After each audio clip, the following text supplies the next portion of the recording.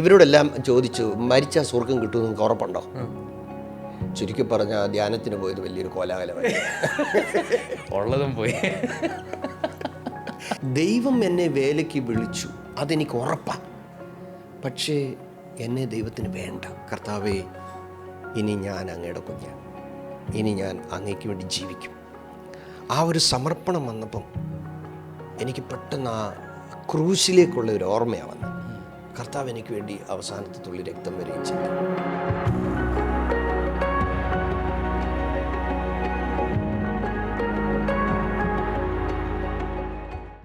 Welcome, Pastor Shaji. Matthew, thank you so much, Pastor Uncle, for joining us. I'm going to refer to Pastor as Pastor Uncle because that's how we know each other. And so thank you for joining us today. Thank you for traveling long distance and coming and joining us here in Dubai, and for being with us today. So we're going to go into some of the questions that we're going to ask of your journey and your path with Christ. The first question that we wanted to understand of your journey is, how did you encounter Christ? What was that journey all about? So, Malayalam. Yes, okay. yes. എനിക്ക് 13 വയസ്സുള്ള സമയത്ത്, 8ാം ക്ലാസ്സിൽ പഠിക്കുമ്പോഴാണ് actually എനിക്കൊരു vision ഉണ്ടാകുന്നത്. Vision, ആകാശത്ത് ഞാനൊരു കൈപ്പത്തി കണ്ടു. ആ കൈപ്പത്തിയിൽ ഇങ്ങനെ എഴുതുകയാണ്, ഇതാ ഞാൻ വേഗം വരുന്നു. അത് പല കളറിൽ ആകാശത്ത് ഞാൻ കാണുക, വളരെ ക്ലിയറായിട്ട്. അപ്പോൾ ആ ഒരു വിഷനാണ് തുടക്കം. പക്ഷേ ഞാൻ ജനിച്ചപ്പം എൻ്റെ അമ്മ പറഞ്ഞത് വൈകല്യമുള്ളവനായിട്ടാണ് ജനിച്ചത്. മീൻസ് ലേറ്ററായിട്ട് മനസ്സിലാക്കിയപ്പം 2 ഓർഗൻ ഇല്ലായിരുന്നു. മീൻസ് ഒന്ന് മനസ്സിലായിരുന്നു, മലം പോകത്തില്ല. അപ്പോൾ ജനിച്ചതിൻ്റെ 4th ഡേ ഫസ്റ്റ് സർജറി എൻ്റെ ശരീരത്ത് കഴിഞ്ഞു. അപ്പോൾ അന്ന് അമ്മ എന്ത് ചെയ്തു, ദൈവത്തിൻ്റെ വേലയ്ക്ക് വേണ്ടി പൂർണ്ണമായിട്ട് സമർപ്പിച്ചു. 30ാമത്തെ വയസ്സായപ്പോഴാണ് അറിയുന്നത്, ഒരു സ്കാനിങ്ങിന് വിധേയപ്പെടുത്തിയപ്പോൾ റേഡിയോളജിസ്റ്റ് എന്നോട് ചോദിച്ചു, പാസ്റ്റർ കിഡ്നി ഡൊണേറ്റ് ചെയ്തിട്ടുണ്ടോയെന്ന്. അപ്പോൾ ഞാൻ പറഞ്ഞില്ല. ഞാൻ ചോദിച്ചെന്താ? ഞാൻ പാസ്റ്ററുടെ ഹോഷു കിഡ്നി, ഒരു കിഡ്നി ആയിട്ടാണ് പാസ്റ്റർ ജനിച്ചേക്കുന്നത്. അപ്പോൾ ഒരു സ്പെഷ്യൽ ബർത്തായിരുന്നു എനിക്ക്. പിന്നെ 3.5 വയസ്സിൽ എൻ്റെ ഈ 2 കാലും പോളിയോ വന്ന് വളഞ്ഞുപോയി. അപ്പോൾ ആ കാല് വളഞ്ഞു പോയതുകൊണ്ട് എനിക്ക് നടക്കുമ്പം ചിലപ്പോൾ ഡിസ്ലൊക്കേഷൻ ഉണ്ടാവും. പ്രത്യേകിച്ച് നമ്മൾ കുത്തിറക്കങ്ങളൊക്കെ ഇറങ്ങുന്ന സമയത്ത്, വാലി പോലെ ഇറങ്ങുന്ന സമയത്ത് പെട്ടെന്ന് കാലിങ്ങനാവും. ജസ്റ്റ് ലൈക്ക് എ ലൈറ്റ്നിങ് പോലെ ഒരു പെയിൻ വന്ന പിന്നെ നമ്മൾ അവിടെ അങ്ങ് ഇരിക്കും. ചിലപ്പോൾ ദൈവം എന്നെ അങ്ങനെ ലോക്ക് ചെയ്യാറുണ്ട്. അപ്പോൾ എൻ്റെ ലൈഫിൽ അങ്ങനത്തെ ഈ ഡിസബിലിറ്റിയിലുള്ള ഒരു വൈകല്യങ്ങളോടുകൂടി ആണ് എന്നെ ദൈവം ഈ ലോകത്തിൽ പറക്കാൻ അനുവദിച്ചത്. പക്ഷേ എനിക്കൊരു ആക്സിഡൻറ്റ്, ഞാൻ ഇടയ്ക്കേറി പറയുക, എൻ്റെ കണക്റ്റഡായിട്ട് വരുന്നുണ്ട്. എനിക്ക് കണ്ണൂർ മിഷൻ ഫീൽഡിൽ വെച്ചൊരു ആക്സിഡൻറ്റ് ഉണ്ടായി. അപ്പോൾ ആ ആക്സിഡൻറ്റ് ഉണ്ടാകുന്ന ആ സമയത്തിന് തൊട്ട് മുമ്പ് പരിശുദ്ധാത്മാവിനോട് പറഞ്ഞു, നീ ലെഫ്റ്റ് സൈഡിൽ നിന്ന് വേഗം റൈറ്റ് സൈഡിലോട്ട് മാറിയിരിക്കും. അപ്പോൾ ഞാൻ മാറിയിരുന്നു, ഭയങ്കര ചൂടാണ്. അപ്പോൾ എനിക്ക് ദൈവത്തോട് യോനയുടെ കൂട്ടൊരു വിഷമം വന്നു. സമാധാനത്തോടെ തണലത്തിരുന്നെടുത്ത് ദൈവത്തിന് എന്തോ സോക്കേടായ ചൂട് അങ്ങനെ അങ്ങ് ചോദിക്കും. ഞാനും കർത്താവായിട്ട് ചിലപ്പോൾ അടി കൂടാറുണ്ട്. അപ്പം എൻ്റെ മനസ്സിൽ ചിന്തിച്ചു, ഓക്കെ, അടുത്ത ഈ സ്റ്റോപ്പ് വരുമ്പോഴത്തേന് എഴുന്നേറ്റ് അപ്പുറത്തിരിക്കാമെന്ന്. സ്റ്റോപ്പ് വന്നു, അവിടെ വേറെ ആളുകൾ വന്നിരുന്നു. അപ്പോൾ എനിക്ക് ഭയങ്കര സങ്കടം വന്ന്, കാരണം ഭയങ്കര വെയിലടിക്കുക. പക്ഷെ കുറച്ച് കഴിഞ്ഞപ്പോൾ ഒരു എക്സ്പ്രസ്സാണ്, ഒരു വളവ് വന്ന് റൈറ്റിലോട്ടെടുത്ത ബസ് പിന്നെ ലെഫ്റ്റിലോട്ട് കിട്ടിയില്ല. അതിൻ്റെ സ്റ്റിയറിങ്ങും ഇതുമായിട്ട് ബന്ധം വിട്ടുപോയി. അപ്പോൾ ഒരു വലിയ മതിലിൽ ചെന്ന് ഇടിച്ച് വണ്ടി തലകീഴായി മാറുന്നു. അപ്പോൾ ഈ ഇടിക്കുമ്പോൾ ഞാനിങ്ങനെ അതിൻ്റെ കമ്പിയിൽ ഇങ്ങനെ പിടിച്ചിരിക്കുമ്പോൾ ഉച്ചത്തിൽ അല്ലെങ്കിലും പറയുക. അപ്പം എനിക്ക് മനസ്സിലായി മരിക്കാൻ പോവുക. അപ്പം ശരിക്കും അല്ലേലിയ പറഞ്ഞേച്ച് മരിക്കാം. അപ്പം ഈ ചുണ്ട് ചെന്ന കമ്പിയിലിടിച്ചിട്ട് എൻ്റെ 2 പല്ല് ഇവിടെ തുളച്ച് വെളി വന്നു. എന്നിട്ട് ഈ മുട്ട് അതിൻ്റെ ആ സീറ്റിൻ്റെ ഒരു ഫ്രെയിമുണ്ട്, അതിലിടിച്ചിട്ട് ഓട്ടോമാറ്റിക്കലി കാലങ്ങ് ഇങ്ങനെ വളഞ്ഞങ്ങ് പോയി. അപ്പോൾ ഈ ലിഗമെൻ്റ് പൊട്ടി, പ്ലാസ്റ്റർ വീട്ടിൽ വന്നു. കുറച്ച് നാൾ കഴിഞ്ഞിട്ട് ഞാനൊരു അടുത്ത മിനിസ്ട്രിക്ക് പോയപ്പോൾ അദ്ദേഹം ഒരു സ്പെഷ്യലിസ്റ്റാണ്. അപ്പം എന്നെ പരിശോധിച്ചിട്ട് പറയാം, പാസ്റ്റർ ഷാജി, ഈ ആക്സിഡൻ്റ് ഉണ്ടായ സമയത്ത് നിൻ്റെ 2 ചിരട്ടയും പൊട്ടിപ്പോകേണ്ടതാണ്. പക്ഷേ നിൻ്റെ കാല് അത് ഞാൻ can I stand and show you? Okay. ഈ കാല് സാധാരണ ഇങ്ങനെ നിൽക്കുന്നത് നമ്മുടെ കാല്. ഓക്കെ. പക്ഷേ എൻ്റെ ഈ കാല് ഇങ്ങനെ വളഞ്ഞു പോയി. ഇങ്ങനെ വളഞ്ഞു പോയപ്പോൾ ഓട്ടോമാറ്റിക്കലി ഫ്ലെക്സിബിളായി. എന്നോട് പറഞ്ഞൊരു കാര്യം, നിന്റെ കാല് വളഞ്ഞതല്ലായിരുന്നെങ്കിൽ നിന്റെ 2 ചിരട്ടയും പൊട്ടിപ്പോയേനെ. അപ്പം എൻ്റെ കാല് വളച്ചതിന് അന്നേരം ഞാൻ ദൈവത്തിന് നന്ദി പറഞ്ഞു. അപ്പം ഞാൻ പറഞ്ഞു വന്നത് എൻകൗണ്ടറിലേക്കാണ് നമ്മൾ പോയത്.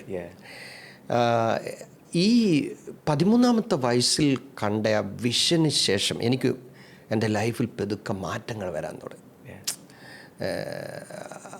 ആ ആഴ്ച മുതൽ ഞാൻ ഈ കാത്തലിക്സിലാണ് ഞങ്ങൾ, പിന്നെ മലങ്കര കാത്തലിക്സ്. ഓക്കെ. അപ്പം ഞാൻ അച്ഛനോട് ചെന്ന് പറഞ്ഞു, അച്ഛൻ ഞാനിങ്ങനെ ഒരു സ്വപ്നം കണ്ടു, കന്യാസ്ത്രീകളോടും പറഞ്ഞു. അപ്പോൾ എന്നോട് പറഞ്ഞു, മോനെ അരൂപി നിന്നെ തൊട്ടതാ, അവർ ഹോളി സ്പിരിറ്റിന് അരൂപി എന്നാണ് പറഞ്ഞത്. നീ ഒരു കാര്യം ചെയ്തു, അൾത്താര ബാലനായിട്ട് കയറാൻ സമയമായി എന്ന് പറഞ്ഞാൽ മദ്ബഹായിൽ നീ ഇനി ധൂപക്കുറ്റി വീശാനും മറ വലിക്കാനും മണി കിളിക്കാനും ദുപ്തൻ വായിക്കാനും ഒക്കെ. അപ്പം അതങ്ങനെ ഒരു ഇതിലേക്ക് അങ്ങ് പോയി. ശരിക്കും 5-ാം ക്ലാസ് മുതലേ ഉണ്ട്, എന്നാൽ പ്രോപ്പറായിട്ടുള്ള ഒരു ടൈമിങ്. പക്ഷേ ആ 8-ാം ക്ലാസ്സിൽ ഒരു പകുതി സമയം ആയപ്പം ഞാൻ പറയാൻ വന്നത്, ദൈവം ഒരാളെ തിരഞ്ഞെടുത്ത് കഴിയുമ്പോൾ തന്നെ അവരെ ഒരുക്കിയെടുക്കുന്ന ഒരു ടൈമുണ്ട്. അത് ആർക്കും ആരുടെയും കഷ്ടത കമ്പയർ ചെയ്യാൻ പറ്റത്തില്ല. ഓരോരുത്തരെയും ദൈവം കണ്ടിട്ടുള്ള ആ ഒരു ദൈവിക പദ്ധതിക്ക് വേണ്ടി അത് ഷാർപ്പ് ചെയ്ത് ഷേപ്പ് ചെയ്ത് അതിൻ്റെ ക്ലാവ് മാറ്റി കരടും കീടും എല്ലാം മാറ്റി ദൈവം ഉപയോഗിക്കത്തക്കവണ്ണം അത് നല്ല ഒരു വെസലാക്കി മാറ്റിയെടുക്കാൻ ഒരുപാടൊരു ടൈമുണ്ട്. ആ ഒരു വർക്ക്ഷോപ്പ് എന്ന് വേണം അതിനെ പറയാം. ആ ഒരു പണിപ്പുരയുടെ കാലം അതൊരിക്കലും ചിലപ്പോൾ ആദ്യം നമ്മുടെ ഇഷ്ടങ്ങളുടെ മേലായിരിക്കും ദൈവം കത്തി വെക്കുന്നത്.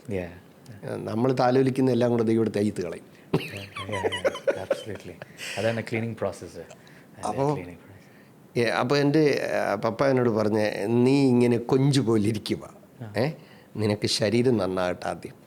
അതുകൊണ്ട് നീ പോയി, പപ്പയുടെ ഒരു സ്നേഹിതനുണ്ട് ഒരു ഡോക്ടർ, പക്ഷെ അദ്ദേഹം കള്ളുകൂടിയനാണ്, നീ പോയി ശരീരം നന്നാകാൻ മരുന്ന് മേടിക്കാൻ പറഞ്ഞു. അപ്പം ശരീരം നന്നാകാൻ അദ്ദേഹം ഈ കുടിച്ചിട്ടിരിക്കുമായിരുന്നു. അപ്പം ശരീരം നന്നാകാനുള്ള മരുന്ന് എഴുതിയതാ വയറിളക്കാനുള്ള മരുന്നായിപ്പോയി. ഉള്ളതും പോയി.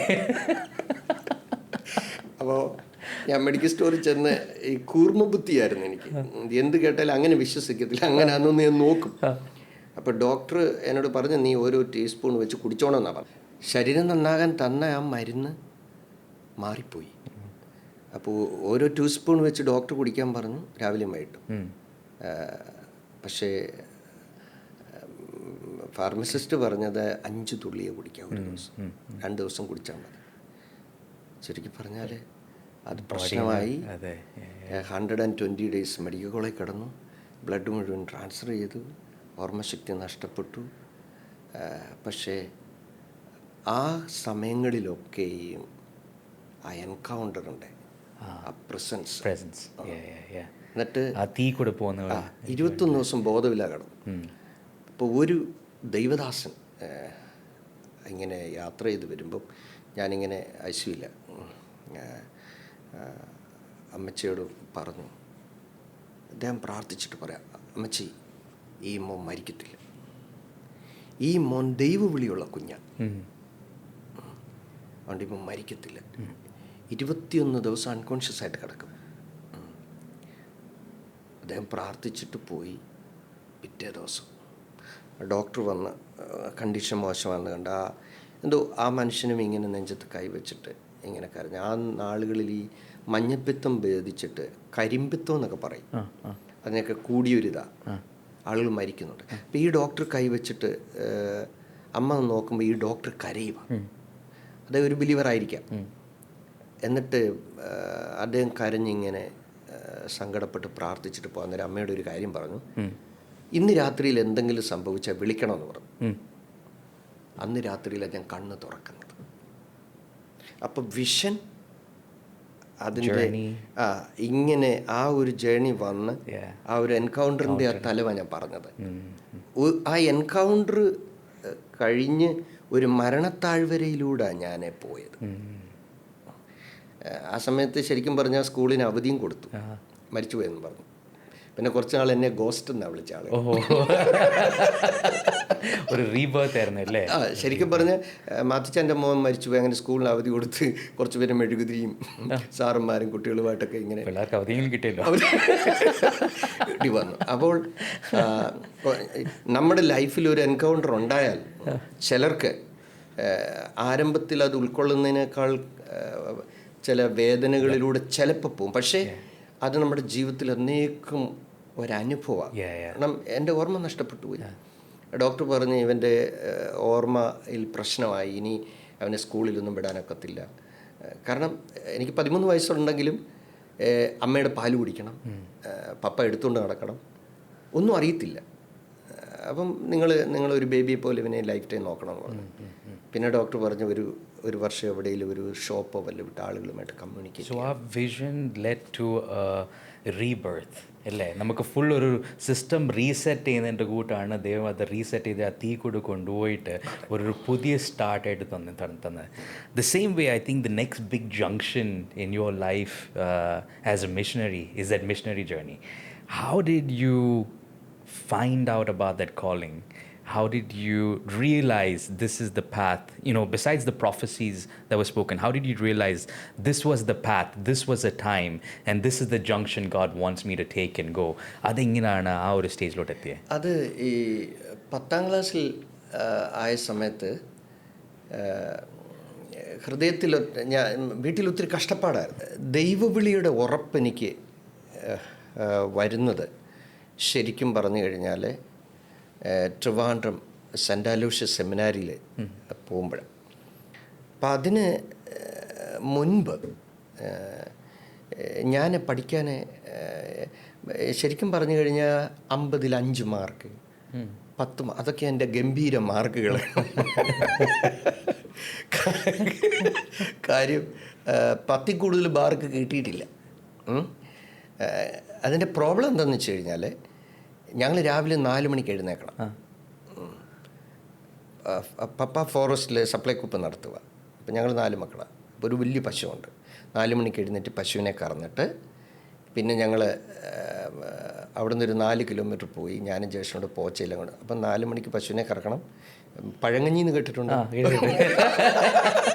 ആളുകൾ ചിലപ്പോൾ പറയാം നീ ഒരു പഴങ്കഞ്ഞിയാണത്. അങ്ങനെ പറയുന്ന ആൾ ഭയങ്കര എനർജറ്റിക് അവർ. കാരണം പഴങ്കഞ്ഞി കുടിച്ചു കഴിഞ്ഞാൽ 4 മണിക്ക് വരെ വിശക്കത്തില്ല. അപ്പോൾ ശരീരം നന്നാകാത്ത കുഞ്ഞുങ്ങൾക്ക് അത് കൊടുത്താൽ മതി. ഓക്കെ. അപ്പോൾ ഈ പഴങ്കഞ്ഞി കുടിച്ചിട്ട് ഞങ്ങൾ പോയി പോച്ച പറിച്ചുകൊണ്ട് വന്ന് വീട്ടിൽ വരുമ്പോഴത്തേന് 9:30 ആവും. ആ 9:30 ആകുമ്പോഴത്തേന് ഉച്ചയ്ക്ക് കഴിക്കാനുള്ള ചോറും കൂടെ ഞങ്ങൾ കഴിച്ചുണ്ടേച്ച് സ്കൂളിൽ പോകുന്നത്. അവിടെ ചെല്ലുമ്പോൾ എത്ര ആണെങ്കിലും 10:15, 10:30 ആവും. അപ്പം മാത്യു സാർ എന്ന് പറയുന്നൊരു സാറുണ്ട്. സാറ് ചൂരിലും കൊണ്ട് ഇങ്ങനെ നടക്കും. ഈ താമസിച്ച് വരുന്നവരെല്ലാം കുരുത്തം കെട്ട പിള്ളേരായിട്ട് അവർ കാണുന്നത്. അപ്പം ഞങ്ങൾക്ക് മിക്കവാറും എനിക്ക് അപ്പം അദ്ദേഹം അങ്ങോട്ട് തിരിഞ്ഞ് നടക്കുമ്പോഴാണ് ഞങ്ങൾ ചാടി സ്കൂളിൽ ക്ലാസ് കയറുന്നത്. പക്ഷേ എപ്പോഴും പുള്ളി കളിപ്പിക്കാനൊക്കത്തില്ല. പലവട്ടം പിടിച്ച് അട്ടിയാ. അപ്പോൾ ഒരു ദിവസം അതിന് ഈ സ്ഥിരം അടി കൊള്ളുന്ന നിനക്ക് വേറെ ജോലിയില്ലേ, നീയൊക്കെ എന്താ കുഴപ്പം നിനക്ക്? അപ്പം ഞാൻ പറഞ്ഞു സാറേ 4 മണിക്ക് എഴുന്നേറ്റിയാ ഈ സംഭവം എല്ലാം പറഞ്ഞു, ഡെയിലി സ്കെഡ്യൂൾ. അപ്പോൾ ഇദ്ദേഹം കെട്ടിപ്പിടിച്ചെന്നെ. ഇദ്ദേഹം കരഞ്ഞു, നീ അതെന്താ നേരത്തെ പറയാഞ്ഞേ? അപ്പോൾ അതുകൊണ്ട് ഞങ്ങളെ പഠിപ്പിക്കുന്ന സാറന്മാരെല്ലാം പറഞ്ഞൊരു കാര്യമുണ്ട്, നീയൊക്കെ ഒരു 10 വർഷത്തേക്കൊന്നും SLC എഴുതണ്ട, കാരണം നീ ഒന്നും പാസ്സാകത്തില്ല. അപ്പം ഞാൻ മലയാളം മീഡിയം പഠിക്കുന്നു. അപ്പം ഞാനിങ്ങനെ, പക്ഷെ ദൈവവിളിയുണ്ട്. അപ്പം മിനിമം 10ാം ക്ലാസ് പാസ്സാകാത്ത ഒരാളെ എടുക്കത്തില്ല. എവിടെ? സെമിനാരിയിൽ. അപ്പം നമുക്ക് മുന്നോട്ടുള്ളതിനെല്ലാം 10ാം ക്ലാസ് വേണം മിനിമം. അപ്പം ഞാനിങ്ങനെ ദൈവത്തോട് പറഞ്ഞു, ദൈവമേ. അപ്പോൾ ദൈവവിളി ധ്യാനം ഉണ്ടായി. അരമനയ്ക്ക് പോകും. 10ാം ക്ലാസ് എഴുതി. അപ്പോൾ പാസ്സായി കഴിഞ്ഞാൽ ഈ ധ്യാനം കഴിഞ്ഞതിന് ശേഷം ധ്യാനത്തിലൊരു സെലക്ട് ചെയ്യും. അത് കഴിയുമ്പോൾ മിനിമം പാസ് അന്ന് 10ാ. അപ്പം ഞാൻ അന്നത്തെ ഞങ്ങളുടെ അച്ഛനോട് പറഞ്ഞാൽ, എനിക്ക് വലിയ വിദ്യാഭ്യാസമൊന്നുമില്ല, പക്ഷെ നിനക്ക് വിളിയുണ്ടല്ലോ, അതുകൊണ്ട് നിൻ്റെ കാര്യത്തെക്കുറിച്ച് നീ വിഷമിക്കണ്ട. അപ്പോൾ അവിടെയുള്ള ട്രിവാൻഡ്രം സെൻറ്റ് അലോഷ്യസ് സെമിനാരി ഒരു വലിയ കത്തീഡ്രലുണ്ട്. ഓക്കെ. ഞാൻ ധ്യാനത്തിന് വന്ന എല്ലാവരും പ്രോഗ്രാം കഴിഞ്ഞിട്ട് ഉറങ്ങുമ്പോൾ ഞാൻ രാത്രി എഴുന്നേറ്റ് ആരും അറിയാതെ റൂം തുറന്ന് ഈ പള്ളിയുടെ ഗ്രൗണ്ടിൽ പോയി ഭയങ്കര ചരള, മുട്ടിൽ നിന്ന് കരയുക. അപ്പം അന്നും എനിക്കുള്ള ഒരു വെപ്രാളം സോൾ വിന്നിങ്, ആത്മാക്കളെ നേടണം. അപ്പം അന്ന് നമ്മൾ പ്രാർത്ഥിക്കുന്ന നമുക്ക് ഇതുപോലെ ആത്മാക്കളെ നേടുക എന്നുള്ള ഒരു വാക്ക് അന്ന് നമുക്കറിയത്തില്ല. അപ്പം ചിലരെയെങ്കിലും യേശുവിനെ അറിയുന്നവരാക്കി മാറ്റണം. അതായിരുന്നു എൻ്റെ പ്രാർത്ഥന. ക്രിസ്ത്യാനിയാകണം, യേശുവിനെ അനുഗമിക്കുക. അപ്പം മുട്ടയിൽ തൊലിയെല്ലാം ഇളകിയിട്ടുണ്ട് ആ മുട്ടയിൽ നിന്ന്. അപ്പം വന്നിട്ട് കമന്ന് കിടന്നങ്ങ് കരയുക. അപ്പോൾ ജോൺ ചരുവുകാലയിൽ എന്ന് പറയുന്നൊരു വൈദികനാണ് ഞങ്ങളെ ധ്യാനിപ്പിച്ചു. അപ്പം ഞാനെല്ലാം അദ്ദേഹം പറയുന്ന എല്ലാം എനിക്കാണ്. ഞാനതെല്ലാം അങ്ങ് വിഴുങ്ങുക. കാരണം എനിക്ക് വേറെ ഒന്നും ലക്ഷ്യമില്ല, ദൈവത്തിൻ്റെ വേല മാത്രമേ ഉള്ളൂ. അപ്പം അദ്ദേഹം ഇടയ്ക്കൊരു കാര്യം പറഞ്ഞു. അച്ഛൻ പറഞ്ഞു, ആത്മീയ വിഷയങ്ങളിൽ നിങ്ങൾക്ക് സംശയം വല്ലതും ഉണ്ടെങ്കിൽ നിങ്ങൾ എൻ്റെ അടുക്ക് വന്ന് ചോദിക്കും. അപ്പോൾ എനിക്ക് 2 സംശയം. ഒന്നാമത്തെ സംശയം, നമുക്ക് മരിച്ചാൽ സ്വർഗം കിട്ടുമോ? ഇതായിരുന്നു എൻ്റെ ചോദ്യം. അപ്പോൾ ഞാൻ അച്ഛൻ്റെ അടുക്ക് ചെന്ന്, ഈ ശംശയ്ക്ക് സ്തുതിയായിരിക്കട്ടെ ഇതെല്ലാം പറഞ്ഞു മോനെ, നീ ഓരോ സെഷനിലും വളരെ ഭക്തിയോട് നിൽക്കുന്നത് കാണുമ്പം എനിക്കറിയാം അരൂപി നിൻ്റെ മേലുണ്ട്, നീ ദൈവവിളിയുള്ള കുഞ്ഞാണ്. അപ്പോൾ അച്ഛൻ നല്ല കാര്യങ്ങളെല്ലാം പറഞ്ഞെന്നെ കെട്ടിപ്പിടിച്ചു. അപ്പോൾ എനിക്ക് വളരെ സന്തോഷം. പക്ഷേ എൻ്റെ ഉള്ളിലെ ചോദ്യം എന്നോട് ചോദിച്ചു, മോൻ എന്തോ മോൻ അറിയണ്ടേ? ഞാൻ പറഞ്ഞു, അച്ചു നമുക്ക് സ്വർഗം കിട്ടൂ? അച്ഛൻ പറഞ്ഞു, പിന്നെ സ്വർഗം കിട്ടും. ഞാൻ ചോദിച്ചു, അച്ഛാ എപ്പോഴാണ് സ്വർഗം കിട്ടിയേ? അത് മരിച്ചാൽ അവിടെ സ്വർഗം കിട്ടും. ഞാൻ പറഞ്ഞു, ഈശോയ്ക്ക് നന്ദി.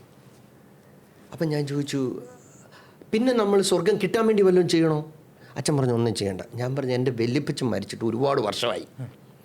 എല്ലാ വർഷവും ഈ വല്യപ്പച്ചന് സ്വർഗത്തിൽ കയറ്റാൻ 3 കുർബാനയില്ല എന്ന് പറഞ്ഞാൽ 3 അച്ഛന്മാരെ വെച്ചുള്ള കുർബാനയ്ക്ക് 3 കുർബാന എന്ന് പറയും. അപ്പോൾ ആ പ്രാർത്ഥിക്കുന്ന പ്രാർത്ഥന, ചാകാത്ത പുഴുവിൽ നിന്നും കെടാത്ത അഗ്നിയിൽ നിന്നും നിൻ്റെ ദാസനെ രക്ഷിക്കണേന്ന. അപ്പോൾ എൻ്റെ ചോദ്യം, അച്ഛാ മരിച്ചാലുടൻ സത്യവിശ്വാസിക്ക് സ്വർഗം കിട്ടിയാൽ പിന്നെ കിട്ടാൻ വേണ്ടി ഇതെന്തിനാ ചെയ്യുന്നത്? അപ്പം നമ്മൾ സഭ സമ്മതിക്കില്ലയോ മരിച്ചവർക്ക് സ്വർഗം കിട്ടിയില്ലെന്ന്? അപ്പം തിരുസഭയിൽ വിശ്വസിക്കുന്ന സത്യക്രിസ്ത്യാനി എന്ന് പറയുന്ന ഒരാൾക്ക് മരിച്ചപ്പോൾ സ്വർഗം കിട്ടിയെങ്കിൽ ഈ കർമ്മങ്ങൾ ചെയ്യണമായിരുന്നു. അപ്പോൾ ഓരോ വർഷവും അപ്പച്ചന് വേണ്ടി ചെയ്തുകൊണ്ടിരിക്കുക. അപ്പം കഴിഞ്ഞ വർഷം ചെയ്തു, പിന്നിട്ട വർഷങ്ങൾ ചെയ്തു, ഈ വർഷവും ചെയ്യുക. അപ്പോൾ ഓരോ വർഷം ചെയ്യുമ്പോൾ അതിന് അർത്ഥം എന്താ? അപ്പച്ച ഇതുവരെ അങ്ങ് ചെന്നില്ലെന്നല്ലേ? അപ്പം ഡോക്ടർ ബെൻ ഇരുന്ന് തല കുലുക്കുന്നു, അതിന് അച്ഛനും കുലുക്കി. അപ്പം ഞാൻ പറഞ്ഞു, എൻ്റെ വലിപ്പച്ചിരിപ്പോൾ എവിടാ?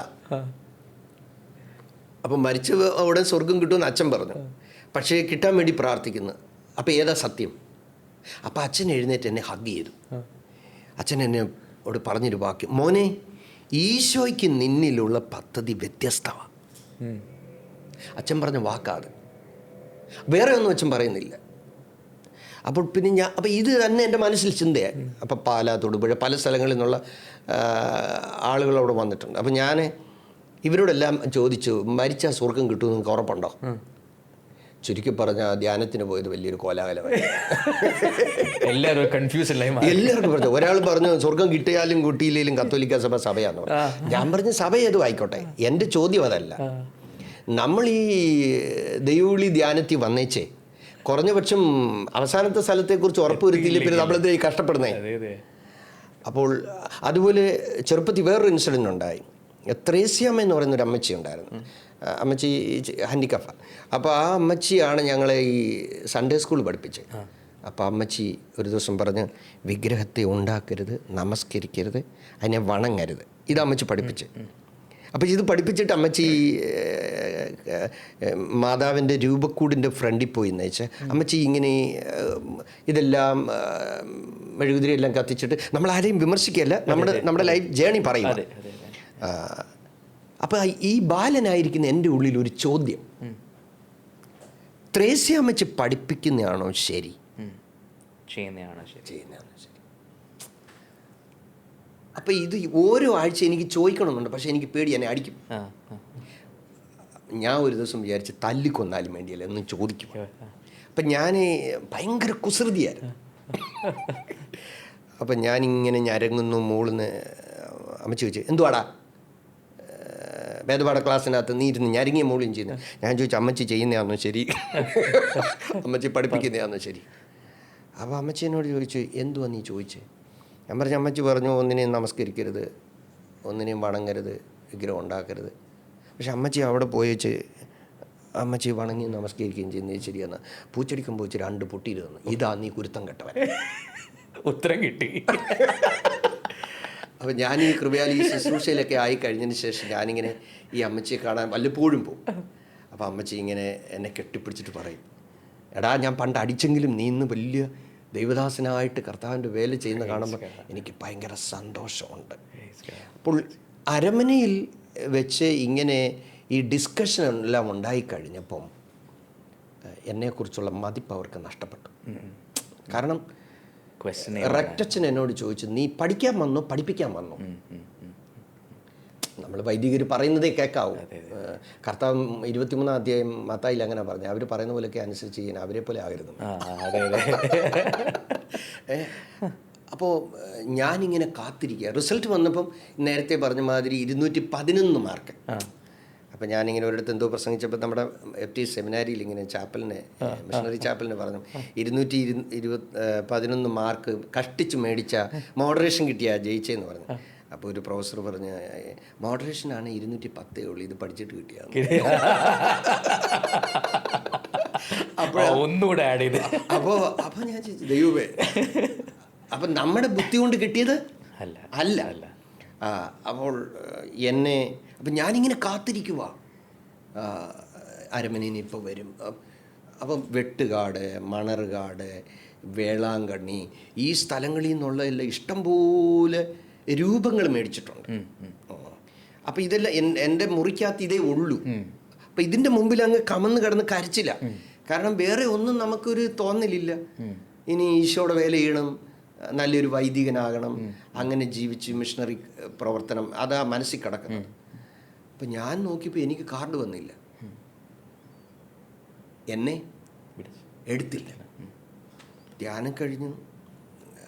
അപ്പോൾ അവിടെ എല്ലാം എനിക്ക് നല്ല ഒരു ഇതായിരുന്നു. പക്ഷേ അപ്പം ഞാൻ ചെന്ന് അച്ഛനോട് പറഞ്ഞു, നീ റക്ടച്ചൻ പറഞ്ഞായിരുന്നു, നീ പഠിക്കാനല്ല ചെന്നത്, നീ വലിയ പഠിപ്പിക്കലുകാരനായിട്ട് അവിടെ ചെന്ന്, നിന്നെ പറ്റത്തില്ല.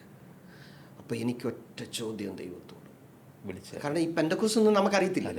നമുക്കറിയാവുന്ന ഒരു വേല നമ്മുടെ ആ കത്തോലിക്ക സഭയ്ക്കകത്തുള്ളൊരു വേല മാത്രമേ അറിയത്തുള്ളൂ. അപ്പം ഞാൻ നെഞ്ചത്തടിച്ച് കരയാൻ തുടങ്ങി, ദൈവത്തിന് എന്നെ വേണ്ട, എനിക്ക് വേറെ ഒന്നും പറ്റുന്നില്ല. അവസാനം ഞങ്ങളുടെ അടുത്ത് EV ജോർജ് സാർ എന്ന് പറയുന്ന ഒരു മഹാനായ മനുഷ്യൻ, അദ്ദേഹം ചർച്ച് ഓഫ് ഗോഡ് എന്ന് പറയുന്ന ടെന്നസിയിലുള്ള ആ ചർച്ച് ഓഫ് ഗോഡിൻ്റെ ബ്രാഞ്ച് ഇന്ത്യയിൽ കുക്ക് സാഹിബൊക്കെ ആരംഭിച്ച ആ പ്രസ്ഥാനത്തിൻ്റെ ബയലോ എഴുതിയ ആളാണ്. അദ്ദേഹത്തിന് ഒരു വെളിപ്പാടുണ്ടായി, ഇടമൺ എന്ന് പറയുന്ന സ്ഥലത്തേക്ക് നീ ചെല്ലണം. അപ്പോൾ ഇദ്ദേഹത്തിന് ഇങ്ങനെ ഒരു കാഴ്ചപ്പാടുണ്ടായിട്ട് ഇദ്ദേഹത്തിന് പോകാൻ ഇഷ്ടമില്ല. കാരണം പുനലൂരിന് കിഴക്ക് പുള്ളിക്ക് ഇഷ്ടമല്ല. അന്ന് സാറ് സ്റ്റേറ്റ് സെക്രട്ടറി ആയിട്ടൊക്കെ ഇരിക്കുന്ന കാലമായിരുന്നു എന്നാണ് പറയുന്നത്. അപ്പോൾ സാറിന് കോട്ടയത്തേക്ക് ഓഫീസ് മാറ്റണം എന്നുള്ള ഒരു ആഗ്രഹത്തിൽ ഇരിക്കുമ്പോൾ ഒരു 2 കണ്ണിനും കാഴ്ചയില്ലാത്ത ഒരു അന്ധയായ സ്ത്രീയെ വിളിച്ച് പ്രാർത്ഥിച്ച് ഈ ഓഫീസ് മാറ്റുന്ന കാര്യം സംസാരിക്കും. അന്നേരം ഈ അന്ധയായ സ്ത്രീ പറയാ, പുനലൂരിന് കിഴക്ക് 10 കിലോമീറ്റർ മാറി ഇടമൺ 34 പറയുന്നൊരു സ്ഥലത്തേക്ക് നീ മൂവ് ചെയ്യണം. അപ്പോൾ പുള്ളി കരയാൻ തുടങ്ങി. കാരണം പുള്ളി വലിയ കാര്യത്തെ അങ്ങോട്ട് കോട്ടയത്തും പോകാൻ നിന്നപ്പോൾ ദ്വാരക എന്ന് പറയുന്ന വെള്ളിമലയ്ക്ക് അടുത്താണ്, അതും ഇടമണെന്നാണ് പറയുന്നത്. ആ സ്ഥലത്തു നിന്ന് നീ മൂവ് ചെയ്ത് ഇടമൺ 34 പോകണം. എന്നിട്ട് ഈ കണ്ണ് കാണാത്ത ഓമന സിസ്റ്റർ ഇപ്പോഴും ഒരു ജീവനോടുണ്ട്. ആ സഹോദരി പറഞ്ഞത്, നിനക്കൊരു പുല്ല് വരെ ഞാൻ അവിടെ കണ്ടിട്ടുണ്ട്, നല്ല വീട്ടിൽ താമസിക്കുക സാർ. അപ്പം ദൈവം പറയാ, എൻ്റെ വേല അവിടെ ഉണ്ട്, ശ്രദ്ധിച്ച് കേൾക്കണം, അവിടേക്ക് നീ പോകണം, ഒരു പുല്ല് വരെ. അപ്പം സാറിനൊരു വിഷൻ ഉണ്ടായി, പാരൽ കോളേജ് ട്യൂട്ടോറിയൽ നടത്തുക. ട്യൂട്ടോറിയൽ കൂടി കുട്ടികളോട് സുവിശേഷം അറിയിക്കും. ട്യൂഷൻ സെൻറ്റർ പോലെ പ്രീ ഡിഗ്രിക്കും ബികോമിനും ഒക്കെ എടുത്ത് പിള്ളേരെ എടുത്ത് നടത്തുക, കൂട്ടത്തിൽ പ്രയറും. അപ്പോൾ ഞാൻ കൊമേഴ്സ് ആൻഡ് അക്കൗണ്ടൻസി എടുത്ത്, ഇപ്പം എന്നോട് പപ്പ പറഞ്ഞ് നീ +2 പ്രീ ഡിഗ്രിക്ക് പഠിക്കാൻ പോകാൻ പറഞ്ഞു. ഞാൻ ജോയിൻ ചെയ്തു. ഈ ക്ലാസ് നടക്കുക കൊമേഴ്സ് അക്കൗണ്ടൻസി എല്ലാം അവിടെ പഠിപ്പിക്കുന്നുണ്ട്. ഞാൻ അവിടെ ഇരുന്നൊരു ഭ്രാന്തനെ പോലെ കരയും. എനിക്ക് 24/7 കരച്ചിലേ ഉള്ളൂ. നേരം വെളുത്ത ഉടൻ ചുമ്മാ കരയുക. അതൊരു 8 മാസത്തോളം. അപ്പോൾ ഈ ക്ലാസ്സിൽ സാറ് പഠിപ്പിക്കുമ്പോൾ ഞാനങ്ങ് ഏങ്ങലടിച്ച് കരയുക. അപ്പോൾ സാറിൻ്റെ ഒരു മോള് അക്കൗണ്ടൻസി പഠിപ്പിക്കുന്നുണ്ട്, ജോമോൻ സാർ എന്ന് പറയുന്ന ഒരാൾ, കൊമേഴ്സ്, അദ്ദേഹം വേൾഡ് വിഷൻ്റെ ഒരു വലിയ ഉദ്യോഗസ്ഥനായിട്ട് പിന്നീട് റിട്ടയർ ആയി അടുത്ത കാലത്ത്. അപ്പോൾ എന്നോട് ചോദിക്കും, ഷാജി നിനക്കെന്തോ കുഴപ്പം? എൻ്റെ ബേർഡൻ എന്തുവാ? ദൈവം എന്നെ വേലയ്ക്ക് വിളിച്ചു, അതെനിക്ക് ഉറപ്പാണ്. പക്ഷേ എന്നെ ദൈവത്തിന് വേണ്ട. എന്തു അഞ്ഞ് ചെയ്യണ്ടേ, എവിടെയാ തുടങ്ങണ്ടേ, എന്തോ പഠിക്കണ്ടേ, ഒരൈഡിയ ഇല്ല. അപ്പം ഡോക്ടർ ബെൻ എന്നോട് ചോദിച്ച കോളിങ്ങിൻ്റെ കൺഫർമേഷനാണ് ഞാൻ പറയുന്നത്. ഓക്കെ, അപ്പം എനിക്ക് ഭയങ്കര വേദനയായി, സഹിക്കാൻ വയ്യ. അപ്പം സാറിൻ്റെ മോള ഒരു പ്രാർത്ഥിക്കുന്ന ദേവദാസിയാണ്.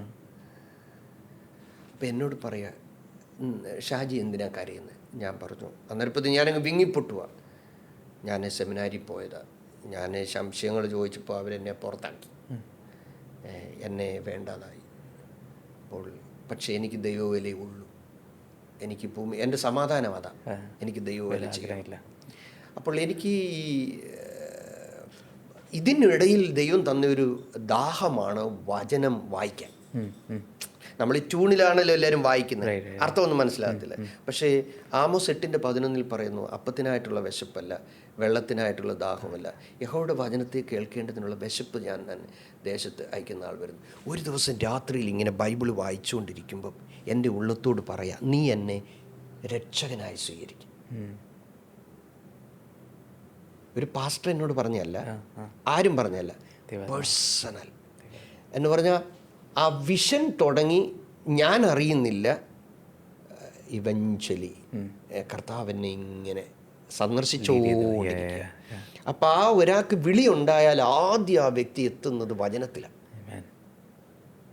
ദൈവത്തിൻ്റെ വചനത്തിലൂടെയാണ് എപ്പോഴും ദൈവം ആളുകളോട് സംസാരിക്കുന്നത്. അപ്പം വചനം വായിച്ചപ്പോഴത്തേന് എനിക്ക് പിന്നെ പാപബോധമായി. പാപബോധം എന്ന് പറഞ്ഞാൽ ഈ ടീനേജ് പരുവത്തിൽ ഞാൻ ഈ ഇരിക്കുന്ന ആളൊന്നും അല്ലായിരുന്നു. അപ്പൻ്റെ കുടി നിർത്താൻ തോപ്പിച്ച് കുടിച്ചതാ. അപ്പൻ്റെ ബുബ് ഇത് സ്മോക്ക് ചെയ്തിട്ടുണ്ട്. ഇത്രയും വലിയൊരു പിച്ചാത്തിയൊക്കെ ഇടിപ്പൂട്ടി വെച്ചോട്ട് നടക്കണ്ടേ, ഭയങ്കര ഉന്നമാണ് എനിക്ക്. കാക്കയൊക്കെ പിച്ചാത്തി വെച്ച് എറിഞ്ഞിടും. അപ്പോൾ അപ്പൻ്റെ കൂടെ ഇച്ചിരി അഭ്യാസമൊക്കെ പഠിക്കാനിരുന്നായിരുന്നു. അപ്പോൾ മൂത്ത സഹോദരനെ അടിച്ച് താഴെയിട്ട ഒരു അങ്ങനെയൊക്കെയുള്ള സങ്കടകരമായ കാര്യങ്ങളുണ്ട്. എന്ന് പറഞ്ഞു കഴിഞ്ഞാൽ എന്ത് ഉള്ള പ്രായത്തിൽ ശരിക്കും പിശാചെന്നെ ഉപയോഗിച്ചെന്ന് വേണം പറയാൻ. ഒളിമ്പിക്സിൽ കയറേണ്ടായിരുന്നു, അത്രയും ഇല്ലെങ്കിലും. അപ്പോൾ എനിക്ക് ഈ ചെല്ല പറയും വലിയ പാപം ചെയ്തില്ല, വലിയ സാക്ഷ്യം ഉണ്ടാകത്തില്ല. അങ്ങനെയല്ല, ഇതറിയാതെ. അപ്പം സത്യത്തിൽ അമ്മയ്ക്കുമൊക്കെ തലവേദനയായി, അമ്മയ്ക്ക് പേടിയായിരുന്നു. അങ്ങനെയുള്ള ഒരുത്തിന് നോക്കിയപ്പോൾ അമ്മച്ചി നോക്കുമ്പോൾ എപ്പോഴും എൻ്റെ നെഞ്ചത്ത് ബൈബിളുണ്ട്. എനിക്ക് വേറെ ആരോടും സംസാരിക്കണ്ട. പ്രീ ഡിഗ്രിക്ക് ക്ലാസ്സിൽ പോകുന്നുണ്ട്, പക്ഷേ എനിക്ക് ഇഷ്ടം ബൈബിൾ വായിക്കാനാണ്. അപ്പോൾ ഒരു ദിവസം എന്നോട് ഉള്ളത്തോട് ദൈവം ഇടപെട്ടപ്പോൾ ഞാൻ മുട്ടുമേ ഇരുന്ന് കരഞ്ഞ്, കർത്താവേ, ഇനി ഞാൻ അങ്ങയുടെ കുഞ്ഞാണ്, ഇനി ഞാൻ അങ്ങേക്ക് വേണ്ടി ജീവിക്കും. ആ ഒരു സമർപ്പണം വന്നപ്പം എനിക്ക് പെട്ടെന്ന് ആ ക്രൂശിലേക്കുള്ള ഒരു ഓർമ്മയാണ് വന്നത്. കർത്താവ് എനിക്ക് വേണ്ടി അവസാനത്തെ തുള്ളി രക്തം വരെയും ചിന്തി. അപ്പോൾ ഈ ഉടമ്പടി സ്ട്രോങ് ആകണം. പെട്ടെന്ന് ഞാനൊരു ബ്ലേഡ് എടുത്തിട്ട് എൻ്റെ വിരൽ മുറിച്ചു. കേട്ടോ? ബ്ലേഡ് എടുത്ത് വെള്ളം മുടിച്ചോ? ആ. എന്നിട്ട് ആ ബ്ലഡ് എടുത്തേച്ച് ബൈബിളിലോട്ട് ഒഴിച്ചിട്ട് പറഞ്ഞു, ഇനി എൻ്റെ ആയുസ്സും ഇനി എൻ്റെ ആരോഗ്യവും ഇനി ദൈവം തരുന്ന എല്ലാ സമയവും ഈ എൻ്റെ കർത്താവിന് വേണ്ടി മാത്രം ഞാൻ ജീവിക്കും. അങ്ങനെ ദൈവമായിട്ട് ഞാൻ രാത്രി 12 മണിയായപ്പോൾ ഒരു ഉടമ്പടി ചെയ്തു. ആ സമയത്തിന് ശേഷം ഈ പ്രോഗ്രാം കാണുന്ന കുഞ്ഞുങ്ങളോട് ഞാൻ പറയാം, ആവശ്യമില്ല നിങ്ങൾ കൈയൊന്നും മുറിച്ച് കളയരുത്. കാര്യം ഞങ്ങൾ ഈ കാര്യങ്ങൾ സംസാരിക്കുമ്പോൾ നിങ്ങൾ ഒരു വിധത്തിൽ ഞാൻ കൈ തൊഴുതു പറയാം. ഒരു കാരണവശാലും നിങ്ങൾ ശരീരത്തെ മുറിക്കരുത്. മുറിക്കുന്നവരെ രക്ഷിക്കുക ഞങ്ങളുടെ ജോലി. അപ്പം നമ്മുടെ അന്നത്തെ അതിനെ ഞാനൊരു വലിയ പ്രതിഷ്ഠയായിട്ടൊന്നും കാണുന്നില്ല. അന്നേരത്തെ ഉണ്ടായ ആ ആവേശം, ആ പ്രതിഷ്ഠ, ആ ഒരു പ്രതിഷ്ഠ ശരിക്കും പറഞ്ഞു കഴിഞ്ഞാൽ എന്താ പറയേണ്ടേ, അന്ന് മുതൽ എൻ്റെ ഹൃദയത്തിൽ, വിരൽ മുറിച്ച ദിവസം എന്നല്ല ഞാൻ ഉദ്ദേശിക്കുന്നത്, കർത്താവിനെ രക്ഷകനായി സ്വീകരിച്ച സമയം മുതൽ എൻ്റെ ഉള്ളിലുണ്ടായ ആ സന്തോഷം, ആ സമാധാനം, ആ സ്വസ്ഥത, അന്ന് എൻ്റെ ഉള്ളിൽ വന്ന കർത്താവ് ഇന്ന് വരെ ചാടിപ്പോയിട്ടില്ല. മനസ്സിലായി? പിന്നെ എനിക്ക് ഒറ്റ ലക്ഷ്യമുള്ളൂ, സോൾ വിന്നിങ്. ഇപ്പോൾ ആരെങ്കിലും സ്നേഹിതരായ ആളുകളോ കൂട്ടുകാരോ കുടുംബാംഗങ്ങളോ ആരെങ്കിലും ബിസിനസ് കാര്യങ്ങൾ എവിടെയെങ്കിലും ഇരുന്ന് പറയുകയാണെങ്കിൽ എനിക്ക് ഭയങ്കര നെഞ്ചിന് വേനയുണ്ട്. ഞാൻ പെട്ടെന്ന് എഴുന്നേറ്റ് അവിടെ നിന്ന് പോകും.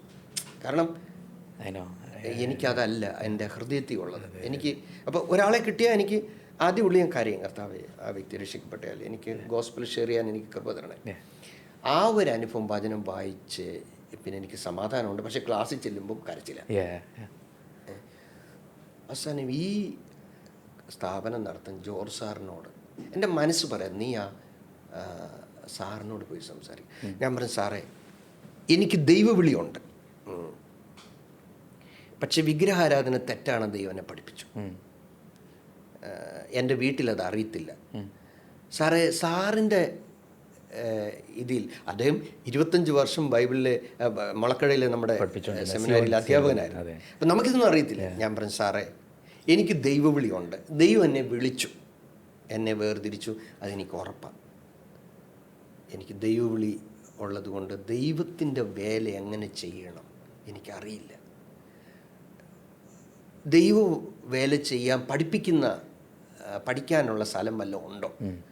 സാറ് പറഞ്ഞു, പൊന്നു മോനെ, നീ കത്തോലിക്ക ചെറുക്കനാ, നീ ഇതിനകത്തോട്ട് വന്നു കഴിഞ്ഞാൽ ഈ സ്ഥാപനമെല്ലാം നിൻ്റെ ബന്ധുക്കാരും എല്ലാം കൂടെ വന്ന് അടിച്ച് നശിപ്പിക്കും. അതുകൊണ്ട് നീ ഒരു കാരണവശാലും കാര്യങ്ങളൊക്കെ ഉണ്ട്, കുഞ്ഞ് പ്രാർത്ഥിക്കാൻ പറഞ്ഞു. അങ്ങനെ ഇരിക്കുമ്പോൾ വാര്യാപുരം യോനാച്ചൻ കേട്ടിട്ടുണ്ട്. അദ്ദേഹം കേരളത്തിലെ ഒരു വലിയ സിംഹമായിരുന്നു എന്ന് വേണം പറയാം, പ്രവാചകനായിരുന്നു.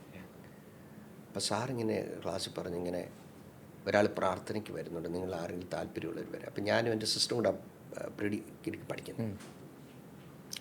അപ്പോൾ അവിടെ ചെന്നിരുന്നപ്പോൾ എനിക്ക് ഭയങ്കര സമാധാനം, ഭയങ്കര സന്തോഷം.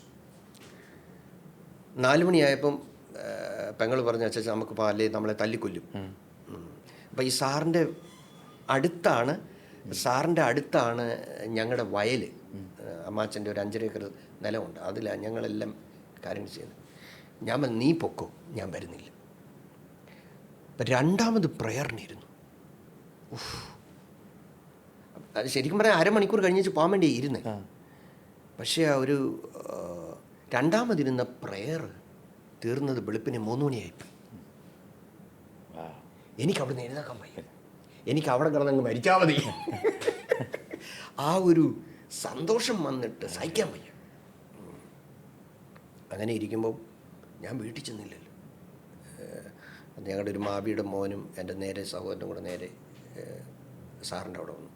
എന്ത് ചെയ്യും, ഞങ്ങളുടെ മാവൻ്റെ മോൻ എന്ത് ചെയ്യുന്നു, ഷാജി എന്ത് ചെയ്യുന്നു ചോദിച്ചു. അപ്പോൾ ഞാനിത് കേട്ട് വെളിയിൽ ഇറങ്ങി വരും. അപ്പോൾ ഞാൻ ബെന്നിനോട് പറഞ്ഞു കഴിഞ്ഞാൽ തറ കണ്ട അവിടെ അങ്ങ് മുട്ടയിരിക്കും. ഞാൻ പറഞ്ഞു, മനസ്സിലായി, എനിക്ക് എപ്പോഴും എന്ത് ചെയ്താൽ മതി, പ്രാർത്ഥിച്ചാൽ എനിക്ക് ആ മുട്ടയിൽ കമന്ന് കിടന്നങ്ങ് കരഞ്ഞാൽ മതി. എനിക്ക് വേറെ ഒരാഗ്രഹമില്ല. വചനം കേൾക്കണം, ആ വെപ്രാളമാണ്. അപ്പം ഞാൻ ഇറങ്ങി വന്ന് ചോദിച്ചു, മാമച്ചായ എന്തോന്ന് ചോദിച്ചു. നീ എവിടെ ആയിരുന്നടാ ഇന്നലെന്ന് ചോദിച്ചു. ഞാൻ പറഞ്ഞു ഇവിടെ പ്രാർത്ഥിക്കുകയായിരുന്നു. ബന്ദിക്കോസിൽ പോയോടാന്ന് ചോദിച്ചു. അപ്പം നമുക്കൊന്നും ഉത്തരം പറയാനൊന്നും അറിയത്തില്ല.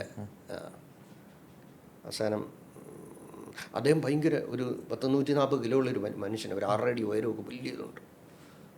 പുള്ളി ജോർജ് സാറിനെ വിരട്ടി, പുള്ളി മസിലുമൊക്കെ കാണിച്ചു, ഭീഷണിപ്പെടുത്തി, കൊന്നുകളയെന്നൊക്കെ പറഞ്ഞു. പിന്നെ ലേറ്ററായിട്ട് അദ്ദേഹം ക്യാൻസർ വന്ന് മരിച്ചു. എൻ്റെ വീട്ടിൽ വന്നിട്ട് പപ്പ എന്നോട് പറഞ്ഞ് തീരുമാനം എടുത്തോണം. അന്നേരപ്പത്തേന് ഇപ്പം ഞാൻ 3 ആഴ്ച പള്ളിയിൽ പോയില്ല. അപ്പോൾ അച്ഛൻ വീട്ടിൽ വന്നിട്ട് അപ്പം അമ്മച്ചിയും പപ്പയും പറഞ്ഞു, അവനെ നിങ്ങൾ അരമനയിൽ നിന്ന് കളഞ്ഞില്ലയോ, അതുകൊണ്ടല്ലേ അവൻ ബന്ദിക്കോസിൽ പോയെന്ന് ചോദിച്ചു. അവന് അയച്ച കാർഡ് കിട്ടിയില്ലെന്ന് ചോദിച്ചു. കാർഡൊന്നും അയച്ചില്ല.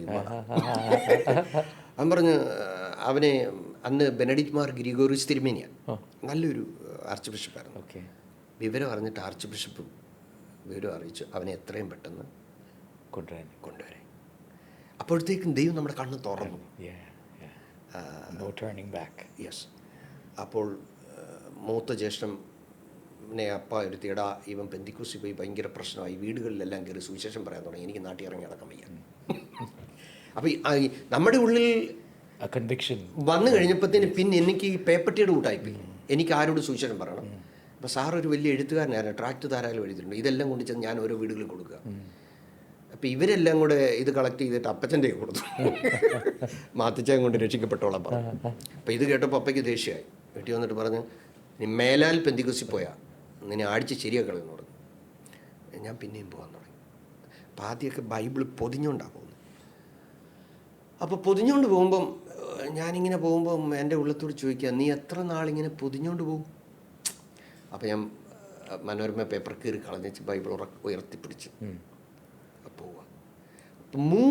അപ്പം ഈ കണ്ണ് കാണാൻ വയ്യാത്ത ഓമന എന്ന ആ ദൈവദാസി പറഞ്ഞിരുന്നത് 3 വർഷം നിനക്ക് ആത്മാക്കളെ കിട്ടത്തില്ല. ജോർജ് സാറിനോട് പറഞ്ഞു, 3ാമത്തെ വർഷം ഷാജി എന്ന് പറയുന്ന ഒരു ബാലനെ ഞാൻ നിനക്ക് ആദ്യ ഫലമായി തരും. അവൻ ലോകം മുഴുവൻ സഞ്ചരിക്കുന്ന ഒരു മിഷണറി ആയിരിക്കും എന്ന് പറഞ്ഞാണ് ഈ പ്രവചനം. നമ്മളിതൊന്നും അറിയുന്നില്ല, കേൾക്കുന്നില്ല. കറക്റ്റ് 3 വർഷം പൂർത്തിയായപ്പോഴാണ് ഞാനവിടെ ചെല്ലുന്നത്. എന്നെ വിളിച്ചിട്ടല്ല ചെല്ലുന്നത്, എൻ്റെ എന്നെ അങ്ങ് നയിക്കുക. മനസ്സിലായി? അപ്പം നമുക്ക് പോസ്റ്റർ കണ്ട കരച്ചിൽ വരും എന്ന് പറഞ്ഞു കഴിഞ്ഞാൽ ഈ എന്തു പറയണ്ടേ, അപ്പോൾ ഒന്നും പറ്റത്തില്ല. നമുക്കെല്ലാം പ്രശ്നമാണ്. അപ്പോഴെല്ലാം കരച്ചില്ല. അപ്പോൾ ഈ അനുതാപം ഞാൻ നേരത്തെ പറഞ്ഞ മാതിരി ഒരു 8 മാസത്തോളം പാപബോധത്തോടെ എപ്പോഴും കരച്ചില്ല. എപ്പോഴും ഉള്ളിൽ ഞാനൊരു പാപിയാണേ, കർത്താവേ ഞാനൊരു പാപിയാണേ, ദൈവവേലയ്ക്ക് കൊള്ളത്തില്ലല്ലോ, ദൈവമേ എന്നെ അതിനായിട്ട് എന്നെ ഒന്ന് എടുക്കണേ, നിൻ്റെ വേല ചെയ്യാൻ എന്നെ വിളിക്കണേ. ആ ഒരു 24/7 എപ്പോഴും ആ ഒരു കരച്ചിലും പ്രാർത്ഥനയും, ആ ഒരു കരച്ചിലും പ്രാർത്ഥനയും. ഈ കരച്ചിലിന് ഇപ്പോഴും കുറവൊന്നുമില്ല കേട്ടോ. പക്ഷേ ആ ഒരു ഫ്ലോ ഇങ്ങനെ കണ്ടിന്യൂ. അവസാനം മൂത്ത ജ്യേഷ്ഠൻ വന്നിട്ട് പറഞ്ഞു, ഇവനെ ആസാമി കൊണ്ടുകൊള്ളാൻ പറഞ്ഞു. ഞാനൊരു പ്രാർത്ഥന കഴിഞ്ഞ് വരുമ്പോൾ മൂത്ത സഹോദരൻ വന്നിട്ടുണ്ട്. ഇല്ല, ന്യായവിസ്താര സഭ തുറന്നെന്ന് പറഞ്ഞ മാതിരി ആ മൂത്ത സഹോദരനെ ഞാൻ കാലുമടക്കി അടിച്ച് താഴെ ഇട്ടതാ. തിരിച്ചിങ്ങോട്ട് ഇൻട്രസ്റ്റ് വെച്ചതല്ല. അപ്പോൾ അദ്ദേഹം എന്നോട് എവിടെ പെടാന്ന് ചോദിച്ചു. ഞാൻ പറഞ്ഞു, ദൈവമക്കളുടെ കൂടെ ആരാധിക്കാൻ. അപ്പം ഞങ്ങളെന്തോന്ന് പിശാചിക്കളാണ്. ഇനി നിന്നോടൊരു കാര്യം പറയട്ടെന്ന് പറഞ്ഞ് എന്നെ മുറുകി കെട്ടി കഥവടച്ചു, ബെൽറ്റൂരി. ഞാൻ നിന്നോടൊരു ചോദ്യം ചോദിക്കും, ഉത്തരം പറഞ്ഞില്ലേ പൊട്ടിക്കുന്നതിന് ഞാൻ. ഇനി നീ പെന്തിക്കോസിൽ പോകുമോ? ഞാൻ പറഞ്ഞു, ഞാൻ അതിനകത്താ, പെന്തിക്കോസ് എൻ്റെ അകത്താ. പിന്നെ അടി തുടങ്ങി. നീ പോകത്തില്ലെന്ന് പറയുന്നിടം വരെ ഞാൻ നിന്നെ അടിക്കും. അപ്പോൾ എൻകൗണ്ടറൊക്കെ നല്ലതാണ്, പ്രൈസ് കൊടുത്തെങ്കിൽ സക്സസ് ആവും. അപ്പം അടി കൊള്ളും തോറും എൻ്റെ സന്തോഷം വർദ്ധിക്കുക. നമ്മൾ ബുക്ക് ഓഫ് ആക്സിൽ വായിക്കുന്നു, തിരുനാമം നിമിത്തം അപമാനം സഹിപ്പാൻ യോഗ്യരായി എണ്ണപ്പെടുക. അപ്പം കർത്താവിന് വേണ്ടി ഒരു തെറി കേൾക്കാൻ പറ്റിയാൽ, ഒരടി കിട്ടാൻ പറ്റിയാൽ എല്ലാവർക്കും കിട്ടത്തില്ല. അതിന് എലിജിബിൾ ആണെന്ന് കണ്ടാലേ കിട്ടത്തുള്ളൂ. അപ്പം അതാ അവർ പറഞ്ഞത്, തിരുനാമം നിമിത്തം അപമാനം സഹിപ്പാൻ യോഗ്യരായി എണ്ണപ്പെടുകയാൽ അവർ സന്തോഷിച്ചും കൊണ്ട് ന്യായാസനം കൊണ്ട്. അപ്പോൾ പുള്ളി അടിക്കും തോറും എനിക്ക് ഭയങ്കര സന്തോഷമാണ്. അടി കൊണ്ടുകൊണ്ടിരിക്കുമ്പോൾ ഞാൻ പറഞ്ഞു, അച്ചാച്ചൻ എത്ര വേണമെങ്കിലും അടിച്ചു, പക്ഷേ എൻ്റെ മുഴങ്കാലം കൊണ്ട് ഞാൻ അച്ചാച്ചനെ നേടും, നമ്മൾ ഒരുമിച്ച് ദൈവവേല ചെയ്യും, ഒരു സമയത്ത് നമ്മൾ ഒരുമിച്ച് സാക്ഷി പറയുന്നു. ഓ സ്തോത്രം സ്തോത്രം. അവസാനം അമ്മ വന്ന് ബഹളം ഉണ്ടാക്കി അടി നിർത്തി. അപ്പോൾ പിറ്റേ ദിവസം പ്രാർത്ഥനയുണ്ട്, എന്നെ പോരുന്ന ഞാൻ പോവും. അപ്പം പോയിട്ട് വന്നപ്പോഴത്തേന് വീട്ടിൽ ഭയങ്കര പ്രശ്നമായി. അപ്പോഴത്തേന് പള്ളിക്കാരെല്ലാം ഇളകി. മാത്തിച്ചാന് കഴിവില്ലാഞ്ഞില്ലയോ ഇങ്ങനെ നടക്കുന്നത് എന്ന് ഫാദറിനെ ഇളക്കാൻ തുടങ്ങി. പ്രാർത്ഥന കഴിഞ്ഞ് വന്നപ്പോൾ ചോദിച്ചു, പപ്പ ഒരു ക്രോസ് ക്വസ്റ്റ്യൻ ചോദിച്ചു, എൻകൗണ്ടർ ദൈവമായിട്ട് നിനക്ക് എൻകൗണ്ടർ ഉണ്ടായതിന് എന്തുവാ തെളിവെന്ന് പറഞ്ഞു. ക്വസ്റ്റ്യൻ. ഇപ്പം എൻ്റെ മനസ്സിൽ പറയാം, ഇന്ന് രാത്രി ദൈവം അമ്മച്ചിയോട് സംസാരിക്കും, അല്ലെ പപ്പയോട് സംസാരിക്കും. ഞാൻ മുറി കയറി, ഒച്ചയില്ല, കമന്ന് കിടന്ന് കരയും. അപ്പം ഞാൻ ദൈവത്തോട് പറഞ്ഞു, കർത്താവേ എന്നെ അങ്ങ് വിളിച്ചു, എനിക്കത് ഉറപ്പായി, നിനക്ക് വേണ്ടി ഞാൻ എൻ്റെ ജീവൻ തരാം, രക്തസാക്ഷിയായി എപ്പോഴും മരിക്കണേന്നായിരുന്നു ആ പ്രാർത്ഥന. ഇന്ന് രാവിലെ ഇറങ്ങുമ്പോഴേ പ്രാർത്ഥിക്കുന്ന, കർത്താവ് ഇന്ന് എനിക്ക് അങ്ങേക്ക് വേണ്ടി രക്തസാക്ഷിയായി മരിപ്പാൻ എനിക്ക് ഭാഗ്യം തരണേ, ഇങ്ങനെ പ്രാർത്ഥിച്ചിറങ്ങുന്നത്. അപ്പോൾ കരഞ്ഞ് കരഞ്ഞ് കരഞ്ഞ് കരഞ്ഞ് വിങ്ങിപ്പൊട്ടി കരഞ്ഞ് കിടക്കുക. വെളുപ്പിനെ ഒരു 3 മണിയായപ്പോൾ അമ്മച്ചി ഭയങ്കരമായിട്ട് അലറുക, ഒച്ച വെച്ച് അലറുക. എന്നിട്ട് അലറുന്ന കൂട്ടത്തിൽ അമ്മച്ചി പറയുന്ന ഇതാ, കർത്താവേ ഞാൻ വിട്ടേക്കാമേ, ഞാൻ ഇനി തടയത്തില്ലേ, വിട്ടേക്കാമേ ഇനി തടയത്തില്ലേ. അമ്മച്ചി ചാടി എഴുതിട്ട് പപ്പ ചോദിച്ച്, എന്തു പറ്റിയടി? അച്ഛാ അവനെ ഒന്നും പറയില്ല, ആകാശത്തുനിന്ന് തീ ഇറങ്ങി ഭൂമി ചുട്ട് ചാമ്പലാകുന്നു. ഞാൻ ആ കാഴ്ച കണ്ടു. എന്നിട്ട് അമ്മച്ചിയുടെ ഉള്ളത്തോട് ആരോ ചോദിക്കുക, അവനെ എന്തിന് തടഞ്ഞു, എന്തിന് തടഞ്ഞു എന്ന്. അങ്ങനെ എന്തിനു പറയുന്നു, എന്നെ വീട്ടിൽ നിന്ന് ഇറക്കി വിട്ടു. അപ്പോൾ വിളിക്ക് വളരെ പ്രൈസ് കൊടുക്കേണ്ടി വന്നു. പിന്നെ 2 ബൈബിൾ സ്കൂളിലെ പഠനമൊക്കെ കഴിഞ്ഞ് അങ്ങനെ വടക്കേ ഇന്ത്യൻ മിനിസ്ട്രിക്ക് പോയി. ഇതായിരുന്നു ശരിക്കും പറഞ്ഞാൽ എൻ്റെ ജീവിതത്തിൽ ദൈവിക കണ്ടുമുട്ടലിൻ്റെ അത്ര ഒരു ഈസി അല്ലായിരുന്നു. പക്ഷേ 5-ാമത്തെ വർഷം പെങ്ങൾ സ്നാനപ്പെട്ടു. അവളെ അതിനുമുമ്പ് ഒരു പ്രേരണ വന്ന് 12 അടി അടിച്ചു. 7-ാമത്തെ വർഷം നേരെ മൂത്ത സഹോദരൻ സ്നാനപ്പെട്ടു. അന്ന് രാത്രി അവനെ ഇറക്കി വിട്ടു. 14-ാമത്തെ വർഷം എന്നെ പൂട്ടിയിട്ട് തല്ലിയ സഹോദരൻ കുടുംബമായിട്ട് സ്നാനപ്പെട്ടു. 24-ാമത്തെ വർഷം പപ്പ സ്നാനപ്പെട്ടു. 25-ാമത്തെ വർഷം അമ്മ സ്നാനപ്പെട്ടു. ഞങ്ങൾ 4 പേരും കർത്താൻ്റെ വേലയിലായി. ഞാനും എൻ്റെ സിസ്റ്റർ ഫുൾ ടൈം മൂത്തപ്രദേശ് ജോലിയോടൊപ്പം. അപ്പോൾ ഒരാൾക്ക് എൻകൗണ്ടർ ഉണ്ടായാൽ അതിൻ്റെ പുറകിൽ ഒരു മിസ്റ്ററി ഉണ്ട്. Book of Acts chapter 16 verse 31 പറയുന്ന മാതിരി, കർത്താവായ യേശുവിൽ വിശ്വസിക്കുക, എന്നാൽ നീ നിൻ്റെ കുടുംബം. അപ്പോൾ ഒരാളെ ഒരു വീട്ടിൽ ദൈവം തൊട്ടിട്ടുണ്ടെങ്കിൽ, ഒരച്ഛന് പറഞ്ഞ ഈ നിങ്ങൾക്കറിയാവോ പെന്തിക്കോസിൻ്റെ ചരിത്രം, വീട്ടിൽ പറയുക ഉദാശിക്ക് വന്നപ്പോൾ പറയാം, ഇവനെ ഇനി കിട്ടുകയല്ല, പക്ഷെ മാത്തിച്ചാ ഞാനുള്ള കാര്യം പറയാം, ഇച്ചിരി കഴിഞ്ഞാൽ മാത്തിച്ചാനും ഇതിനകത്ത് പോകും. Absolutely. And I think, when we come to the conclusion of today's session, the essence of Pastor Uncle's message was there is a price to be paid. As the series says, poured out. He has been poured out. From the very beginning of the time that God called him, from that age of 13, there was a heavy price to be paid. And that was the narration. And even if we sit here for days, I think that journey, those stories, those revelations, all of that is just going to be overwhelming for all of you audience to hear. We thank you, Pastor Uncle, for this time you've given us. Thank you for telling us about that journey to know Christ and the journey to take that turn and step into the mission field and the journey for the salvation of many. Amen. There is a price to be paid. It's not an easy cross to carry. Today also you've got so many stories that talks about that endless price. It didn't end at that point. It still continues. And that's the journey for every man and every child of God that chooses to walk. As Christ said, will you follow me and carry your cross? The cross is something that's inevitable in the journey of a Christian who wants to please God. And I hope this story, this journey of Pastor Uncle inspired you all and may it be a blessing for all of you. God bless you all till we meet again. Thank you. Amen. Amen. Amen.